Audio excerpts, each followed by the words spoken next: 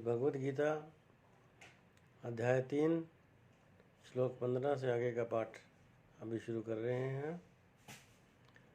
कर्म ब्रह्म उद्भवं विद्धि ब्रह्म अक्षर समुद्भवम् तस्मात् सर्वगतं ब्रह्म नित्यं यज्ञे प्रतिष्ठितम्। वेदों में नियमित कर्मों का विधान है और ये साक्षात श्री भगवान परब्रह्म से प्रकट हुए हैं। फलतः सर्वव्यापी ब्रह्म यज्ञ कर्मों में सदा स्थित रहता है। इस श्लोक में यज्ञार्थ कर्म अर्थात श्री कृष्ण को प्रसन्न करने के लिए कर्म की आवश्यकता को भली भांति विवेचित किया गया है। यदि हमें यज्ञ पुरुष विष्णु के परितोष के लिए कर्म करने हैं तो हमें ब्रह्मा या दिव्य वेदों से कर्म की दिशा प्राप्त करनी होगी। अतः सारे वेद कर्म आदेशों की संहिताएं हैं। वेदों के निर्देश के बिना किया गया कोई भी कर्म विकर्म या अवैध अथवा पापपूर्ण कर्म कहलाता है। अतः कर्म फल से बचने के लिए सदैव वेदों से निर्देश प्राप्त करना चाहिए। जिस प्रकार सामान्य जीवन में राज्य के निर्देश के अंतर्गत कार्य करना होता है, उसी प्रकार भगवान के परम राज्य के निर्देशन में कार्य करना चाहिए। वेदों में ऐसे निर्देश भगवान के श्वास से प्रत्यक्ष प्रकट होते हैं। कहा गया है, अस्य महतो भूतस्य निःश्वसितम् एतद् यद् ऋग्वेदो यजुर्वेदः सामवेदो अथर्वांग गिरसः। चारों वेद ऋग्वेद यजुर्वेद सामवेद तथा अथर्ववेद भगवान के श्वास से अद्भुत हैं। सर्वशक्तिमान होने के कारण भगवान अपने श्वास के द्वारा बोल सकते हैं। अपनी प्रत्येक इंद्रियों के द्वारा अन्य समस्त इंद्रियों के कार्य संपन्न कर सकते हैं। दूसरे शब्दों में भगवान अपने निश्वास के द्वारा बोल सकते हैं और वे अपने नेत्रों से गर्भाधान कर सकते हैं। वस्तुतः यह कहा जा सकता है कि उन्होंने प्रकृति पर दृष्टिपात किया और समस्त जीवों को गर्भस्थ किया। इस तरह प्रकृति के गर्भ में बद्ध जीवों को प्रविष्ट करने के पश्चात उन्होंने वैदिक ज्ञान के रूप में आदेश दिया, जिससे वे भगवत धाम वापस जा सकें। हमें यह सदैव स्मरण रखना चाहिए कि प्रकृति में सारे बद्ध जीव भौतिक भोग के लिए इच्छुक रहते हैं, किंतु वैदिक आदेश इस प्रकार बनाए गए हैं कि मनुष्य अपनी विकृत इच्छाओं की पूर्ति कर सकता है और तथाकथित सुख भोग पूरा करके भगवान के पास लौट सकता है। बद्ध जीवों के लिए मुक्ति प्राप्त करने का सुनहरा अवसर होता है। अतः उन्हें चाहिए कि कृष्ण भावना भावित होकर यज्ञ विधि का पालन करें। यहाँ तक कि वैदिक आदेशों का पालन नहीं करते वे भी कृष्ण भावनामृत के सिद्धांतों को ग्रहण कर सकते हैं, जिससे वैदिक यज्ञों या कर्मों की पूर्ति हो जाएगी। एवं प्रवृत्तम चक्रम न इह यह अघ आयु इंद्रिय आराम मोघम पार्थ स जीवति। हे प्रिय अर्जुन, जो मनुष्य जीवन में इस प्रकार वेदों द्वारा स्थापित यज्ञ चक्र का पालन नहीं करता, वह निश्चय ही पापमय जीवन व्यतीत करता है। ऐसा व्यक्ति केवल इंद्रियों की तुष्टि के लिए व्यर्थ ही जीवित रहता है। इस श्लोक में भगवान ने कठोर परिश्रम करो और इंद्रिय तृप्ति का आनंद लो इस सांसारिक विचारधारा का तिरस्कार किया है। अतः जो लोग इस संसार में भोग करना चाहते हैं उन्हें उपयुक्त यज्ञ चक्र का अनुसरण करना परम आवश्यक है। जो ऐसे विधि विधानों का पालन नहीं करता, अधिकाधिक तिरस्कृत होने के कारण उसका जीवन अत्यंत संकटपूर्ण रहता है। प्रकृति के नियम अनुसार यह मानव शरीर विशेष रूप से आत्म साक्षात्कार के लिए मिला है, जिसे कर्म योग, ज्ञान योग या भक्ति योग में से किसी एक विधि से प्राप्त किया जा सकता है। इन योगियों के लिए यज्ञ संपन्न करने की कोई आवश्यकता नहीं रहती, क्योंकि ये पाप पुण्य से परे होते हैं। किंतु जो लोग इंद्र तृप्ति में जुटे हुए हैं उन्हें पूर्वोक्त यज्ञ चक्र के द्वारा शुद्धिकरण की आवश्यकता रहती है। कर्म के अनेक भेद होते हैं। जो लोग कृष्ण भावना भावित नहीं हैं वे निश्चय ही विषय परायण होते हैं, अतः उन्हें पुण्य कर्म करने की आवश्यकता नहीं है। उन्हें पुण्य कर्म करने की आवश्यकता होती है। यज्ञ पद्धति इस प्रकार सुनियोजित है कि विषय उन्मुख लोग विषयों के फल में फंसे बिना अपनी इच्छाओं की पूर्ति कर सकते हैं। संसार की संपन्नता हमारे प्रयासों पर नहीं अपितु परमेश्वर की पृष्ठभूमि योजना पर निर्भर है, जिसे देवता संपादित करते हैं। अतः वेदों में वर्णित देवताओं को लक्षित करके यज्ञ किए जाते हैं। अप्रत्यक्ष रूप में यह कृष्ण भावना अमृत का ही अभ्यास रहता है, क्योंकि जब कोई इन यज्ञों में दक्षता प्राप्त कर लेता है तो वह अवश्य ही कृष्ण भावना भावित हो जाता है। किंतु यदि ऐसे यज्ञ करने से कोई कृष्ण भावना भावित नहीं हो पाता तो इसे कोरी आचार संहिता समझना चाहिए। अतः मनुष्य को चाहिए कि वे आचार संहिता तक ही अपनी प्रगति को सीमित न करें, अपितु उसे पार करके कृष्ण भावना अमृत को प्राप्त हों।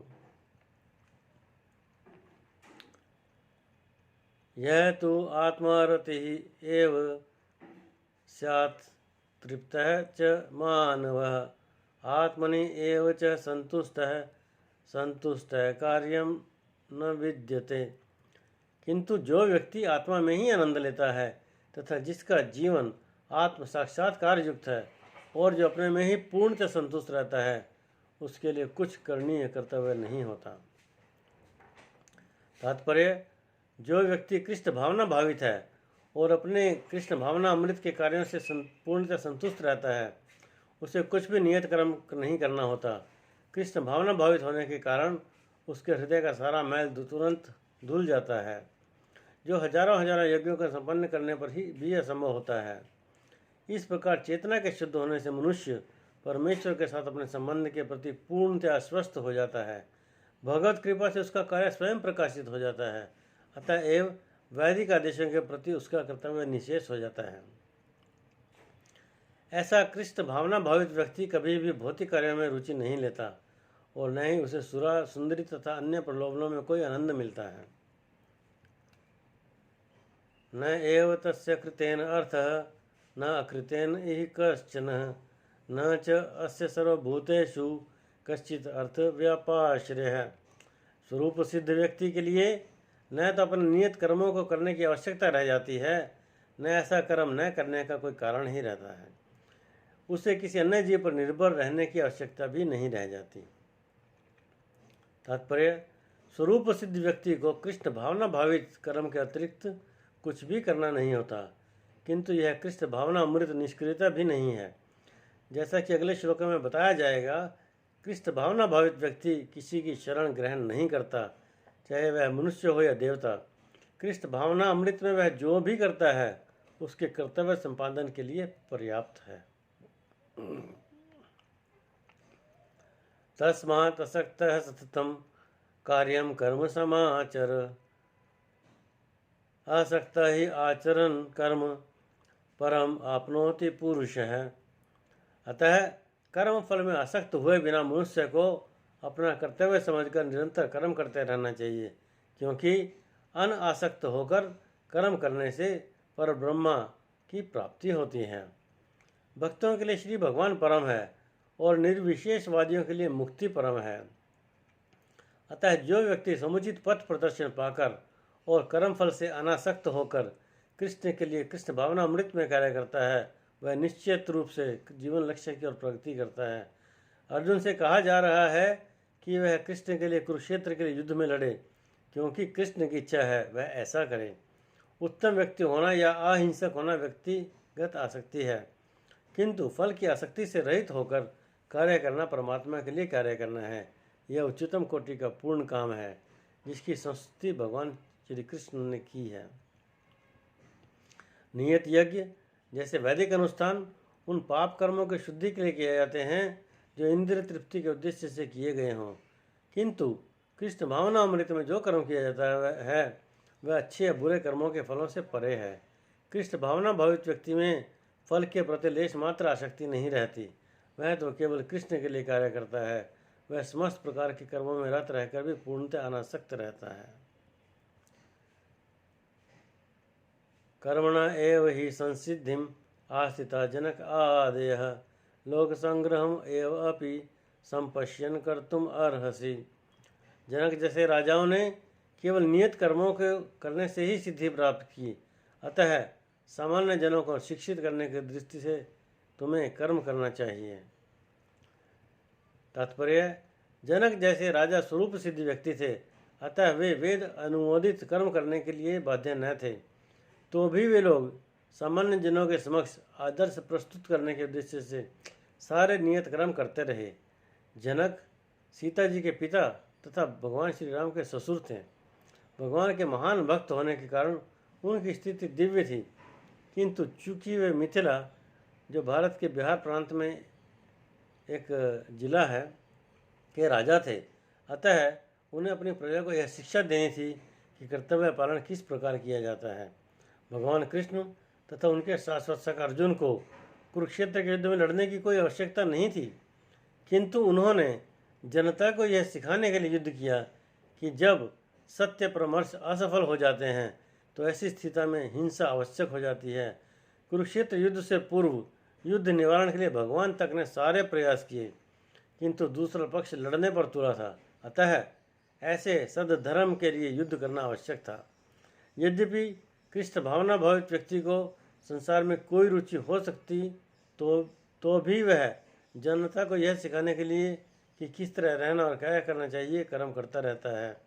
कृष्ण भावना अमृत में अनुभवी व्यक्ति इस तरह कार्य करते हैं कि अन्य लोग उनका अनुसरण कर सकें, और इसकी व्याख्या अगले श्लोक में की गई है। यत यत आचरति श्रेष्ठः तत् तत् एव इतरः जनः स यत् प्रमाणम कुरुते लोकः तत् अनुवर्तते। महापुरुष जो आचरण करता है, सामान्य व्यक्ति उसी का अनुसरण करते हैं। वह अपने अनुसरणीय कार्यों से जो आदर्श प्रस्तुत करता है, संपूर्ण विश्व उसका अनुसरण करता है। तात्पर्य, सामान्य लोगों को सदा एक ऐसे नेता की आवश्यकता होती है जो व्यवहारिक आचरण द्वारा जनता को शिक्षा दे सके। यदि नेता स्वयं धूम्रपान करता है तो वह जनता को धूम्रपान बंद करने की शिक्षा नहीं दे सकता। चैतन्य महाप्रभु ने कहा है कि शिक्षा देने से पूर्व शिक्षक को ठीक ठीक आचरण करना चाहिए।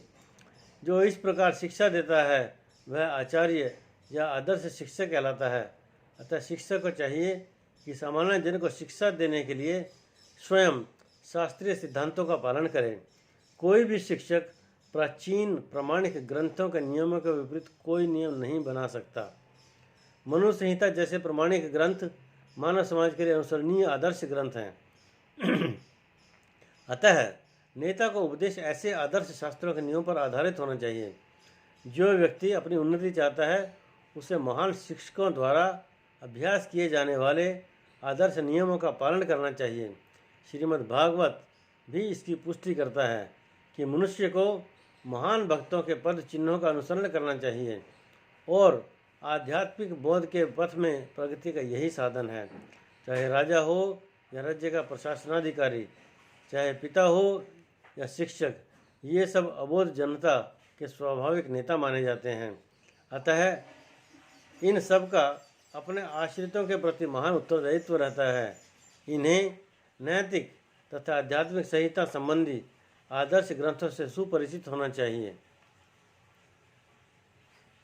न मे पार्थ अस्ति कर्तव्यम त्रिषु लोकेषु किंचन न अनवाप्तम अवाप्तव्यम वर्ते एव च कर्मणि। हे पृथापुत्र, तीनों लोकों में मेरे लिए कोई भी कर्म नियत नहीं है। न मुझे किसी वस्तु का अभाव है और न आवश्यकता ही है, तो भी मैं नित्य कर्म करने में तत्पर हूँ। तात्पर्य, वैदिक साहित्य में भगवान का वर्णन इस प्रकार हुआ है।